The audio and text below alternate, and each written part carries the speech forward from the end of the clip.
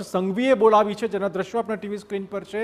તાત્કાલિક ધોરણે જે રીતે સિચ્યુએશન બદલાઈ રહી છે તે સિચ્યુએશનને જોતા અત્યારે હર્ષ સંઘવીની અધ્યક્ષતામાં એક મહત્વપૂર્ણ બેઠક ચાલી રહી છે। એટલે કે ગુજરાતમાં જે બોર્ડર એરિયા છે ત્યાં વધુ સુરક્ષા વ્યવસ્થા સઘન બનાવવામાં આવશે, આ પ્રકારની જાણકારી હાલમાં મળી રહી છે। અથડામણમાં સેનાના જવાન ઘાયલ, આ સેનાએ પુષ્ટિ કરી હોવાના સમાચાર। સમગ્ર વિસ્તારમાં આર્મીએ સર્ચ ઓપરેશન શરૂ કરી દીધું છે। જમ્મુ કાશ્મીરના નગરોટા આર્મી કેમ્પ પાસે ફાયરિંગ થયું હતું, જેમાં જવાન ઘવાયા હોવાના સમાચાર છે। શંકાસ્પદ વ્યક્તિ અને આર્મીના જવાનો વચ્ચે આ ફાયરિંગ થયું હતું। શંકાસ્પદ વ્યક્તિ અને જવાનો વચ્ચે ફાયરિંગ થયું। અથડામણમાં સેનાના જવાન ઘવાયા છે। સમગ્ર વિસ્તારમાં આર્મીએ સર્ચ ઓપરેશન શરૂ કર્યું હોવાના પણ સમાચાર છે। મહત્વપૂર્ણ અપડેટ, નગરોટા આર્મી કેમ્પ પાસે ફાયરિંગનો બનાવ સામે આવ્યો છે। શંકાસ્પદ વ્યક્તિએ આ ફાયરિંગ કર્યું છે। આર્મીના જવાનો અને વ્યક્તિ વચ્ચેનું ફાયરિંગ, જેમાં અથડામણમાં સેનાના જવાન ઘાયલ થયા હોવાના સમાચાર। આ સમાચારની પુષ્ટિ સેનાએ કરી છે।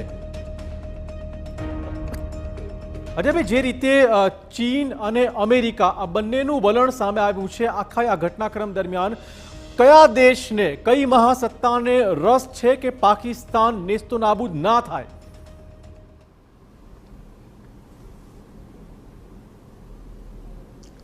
એક વાત સમજો, આ મહાસત્તાઓ છે ને એ મહાસ્વાર્થી છે।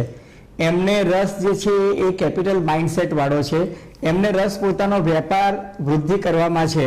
એમને ન પાકિસ્તાન પ્રત્યે પ્રેમ છે, ન ભારત પ્રત્યે કોઈ લાગણી કે સહાનુભૂતિ। આ એક બેસિક વસ્તુ સમજવાની જરૂર છે। ચીન અને અમેરિકા વચ્ચે અત્યારે જે ટ્રેડ વોર ચાલી રહ્યું છે એમાં ચીન પાકિસ્તાનને પોતાનું પ્યાદું બનાવી રહ્યું છે અને એ પ્યાદાને ભારત સામે વાપરી રહ્યું છે। એનો અર્થ સ્પષ્ટ છે કે ચીનના વિકલ્પે અત્યારે ભારતનો વિકાસ થઈ રહ્યો છે। દુનિયાની તમામ મોટી મોટી ઇકોનોમીઝ જે છે એ અત્યારે ભારત પાસે આવી રહી છે। ચીનમાં મેન્યુફેક્ચરિંગ કરાવવાને બદલે ભારતમાં મેન્યુફેક્ચરિંગ કરાવે તો એ સસ્તું પડે છે। એટલા માટે કારણ કે એની પર અમેરિકામાં ડ્યુટી ઓછી લાગે છે। ભારત અને અમેરિકા વચ્ચે અત્યારે ટ્રેડ એગ્રીમેન્ટ થવાની તૈયારી છે। એટલે ચીન જે છે એ જાણે છે કે ચાઇના પ્લસમાં ભારત હંમેશા અગ્રતા ક્રમે આવે, એટલે ભારતનો આર્થિક વિકાસ ન થાય, ભારતને કઈ રીતના ભારતના વિકાસમાં આપણે પંક્ચર પાડીએ, એના માટે એ પાકિસ્તાન અને બાંગ્લાદેશ જેવા પ્યાદાઓનો ઉપયોગ કરે છે। આ બહુ સીધું 2+2 = 4 જેવી વાત છે।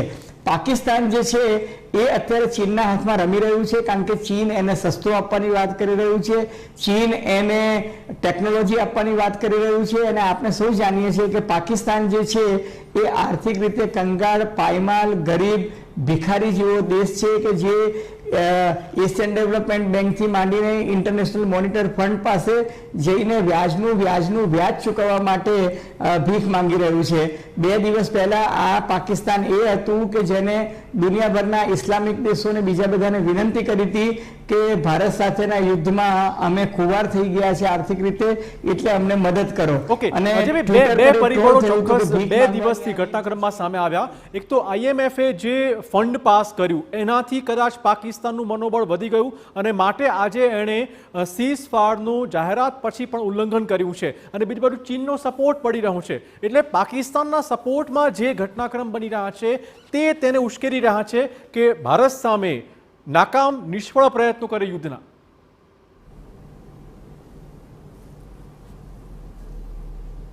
જો હું તમને કહું, જે ઇન્ટરનેશનલ મોનિટરી ફંડે ગઈકાલે એને $1.2 બિલિયન જે લોન આપી, એ વખતે ભારતે એનો વિરોધ કર્યો હતો। ત્યારે અમેરિકા અને ફ્રાન્સ એવું કહે છે, ડિપ્લોમેટિક ચેનલમાં છે ને, બેકડોર ચેનલમાં વાત થતી હોય છે, અને ત્યારે પાકિસ્તાની શાસકોએ અમેરિકા અને ફ્રાન્સને એવી ખાતરી આપી હતી કે અમે યુદ્ધ વિરામ કરીશું અને અમે યુદ્ધ ઈચ્છતા નથી।